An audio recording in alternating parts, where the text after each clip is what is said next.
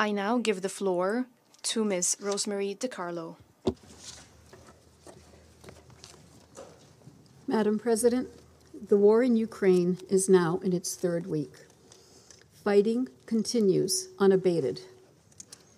The Russian armed forces are pursuing their offensive operations and laying siege to several cities in the south, east, and north of the country. A large concentration of Russian forces is reportedly massed along several approaches to the capital, Kyiv. The situation is particularly alarming in Mariupol, Kharkiv, Sumy, and Chernihiv, where there is shelling of residential areas and civilian infrastructure, resulting in an increasing number of civilians killed and injured. The utter devastation being visited on these cities is horrific. The numbers bear out the conclusion that civilians are paying the highest price for the conflict. As of 11 March, the Office of the High Commissioner for Human Rights has recorded a total of 1,546 civilian casualties, including 564 killed and 982 injured since the start of the invasion on 24 February. OHCHR believes the real casualty figures are likely considerably higher, as information from locations whose intense hostilities are ongoing has been delayed, and reports are still pending corroboration. Most of the recorded civilian casualties, which include children, have been caused by explosive weapons with a wide impact area, including heavy artillery and multi-launch rocket systems and missile and airstrikes. OHCHR has received credible reports of Russian forces using cluster munitions, including in populated areas. Indiscriminate attacks, including those using cluster munitions, which are of a nature to strike military objectives and civilians or civilian objects without distinction, are prohibited under international humanitarian law. Direct attacks against civilians and civilian objects, as well as so-called area bombardment in towns and villages, are also prohibited under international law and may amount to war crimes. As of 10 March, the World Health Organization has verified 26 attacks on health facilities, health workers, and ambulances, causing 12 deaths and 34 injuries. This includes the bombing of the Mariupol Maternity Hospital on 9 March. We condemn such attacks without reservation. They cause not only death and destruction, they also deprive people of urgently needed care and endanger more lives. We cannot emphasize it enough.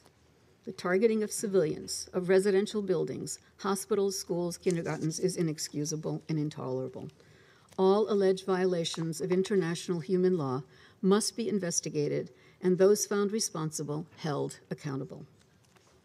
Madam President, millions of people in Ukraine need urgent assistance. This includes 2 million internally displaced people. We are scaling up humanitarian aid in areas where security permits.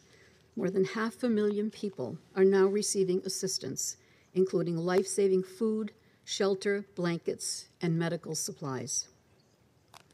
The United Nations and our partners have developed operational plans to meet humanitarian needs where they are most acute. This work needs funding. Over $1.5 billion was pledged to the appeals last week. We are grateful for this generosity and encourage donors to release the funding quickly. Madam President, it is critical to urgently achieve a cessation of hostilities, to allow for the safe passage of civilians from besieged areas, and to ensure that life-saving humanitarian supplies can reach those who remain. On 9 March, over 51,000 people were reportedly evacuated through 5 out of 6 agreed-upon safe passages. These safe passages must continue.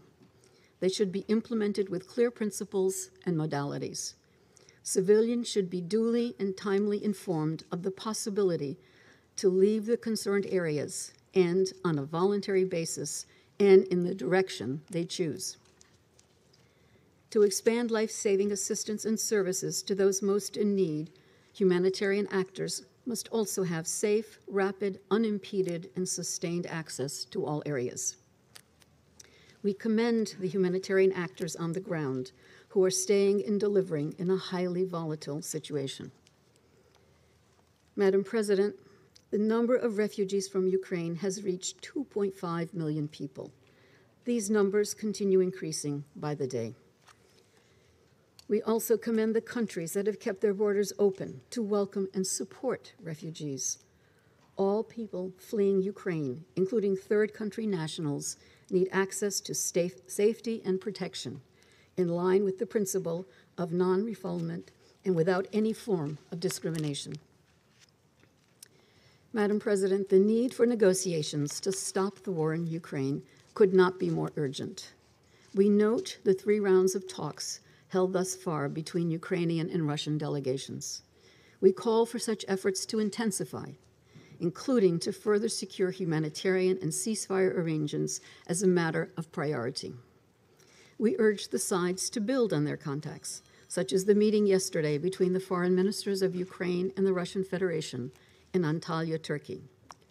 The logic of dialogue and diplomacy must prevail over the logic of war. The Secretary General is grateful to the many member states working in pursuit of a diplomatic solution to this dangerous conflict. He is in regular contact with regional and other leaders, and his good offices remain available. Madam President, let me affirm the U.S. commitment to Ukraine's sovereignty, independence, and territorial integrity within its internationally recognized borders. As the war grinds on, there's already much reflection about its implications beyond the tragedy it represents for Ukraine. We increasingly hear the use of terms such as turning point, defining moment, end of multilateralism. I believe this is not an exaggeration.